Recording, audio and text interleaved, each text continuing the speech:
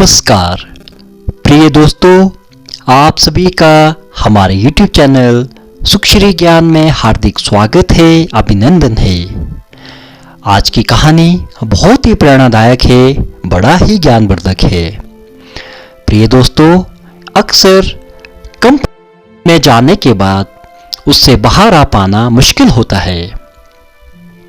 ऐसे में चुनौतियां आने पर उसका सामना कर पाना आसान नहीं होता। इसलिए कभी भी कंफर्ट जोन में जाकर खुश ना हो जाए, खुद को हमेशा चुनौती देते रहे और मुसीबत के लिए तैयार रहे। जब तक आप चुनौती का सामना करते रहेंगे, आप आगे बढ़ते रहेंगे। तो दोस्तों, शुरू करते हैं आज की कहानी। एक समय की बात है, गिद्धों का एक झुंड उड़ता हुआ एक टापू पर आ पहुंचा। टापू समुद्र के बीचों बीच स्थित था। वहां ढेर सारी मछलियां, मेंढक और समुद्री जीव थे। इस प्रकार गिद्धों को वहां खाने पीने की कोई कमी नहीं थी। सबसे अच्छी बात यह थी कि वहां गिद्धों का शिकार करने वाला कोई जंगली जानवर नहीं था। गिद्ध बहुत खुश थे। इतना आरामदायक जीवन उन्होंने पहले देखा नहीं था। उस झुंड में अधिकांश गिद्ध युवा थे। वे सोचने लगे कि अब जीवन भर इसी टापू पर रहना है, यहां से कहीं नहीं जाना है, क्योंकि इतना आरामदायक जीवन कहीं नहीं मिलेगा। लेकिन सबके बीच एक बूढ़ा गिद्ध भी था। वे जब युवा गिद्धों को देखता तो चिंता में पड़ जाता। वे सोचता कि यहाँ के आरामदायक जीवन का इन युवा गिद्धों पर क्या असर पड़ेगा। क्या ये वास्तविक जीवन का अर्थ समझ पाएंगे? यहाँ इनके सामने किसी प्रकार की चुनौती नहीं है।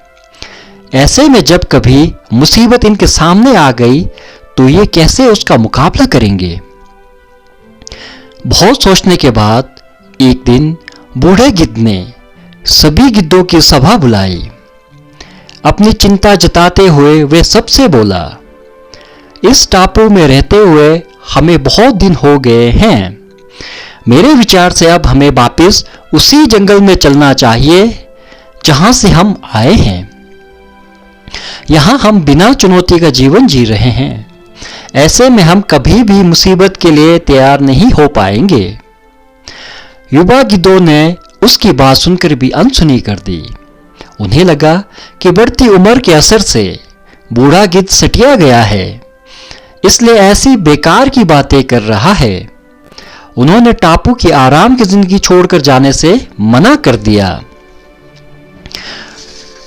बूढ़े गिद्ध ने उन्हें समझाने की बहुत कोशिश की और कहने लगे, तुम सब ध्यान नहीं दे रहे हैं कि आराम के आदी हो जाने के कारण तुम लोग उड़ना तक भूल चुके हो।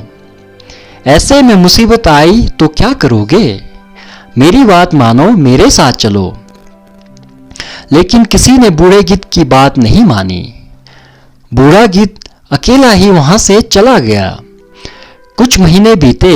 एक दिन बूढ़े गिद्ध ने टापू पर गए गिद्धों की खोज खबर लेने की सोची और उड़ता उड़ता उस टापू पर पहुंचा।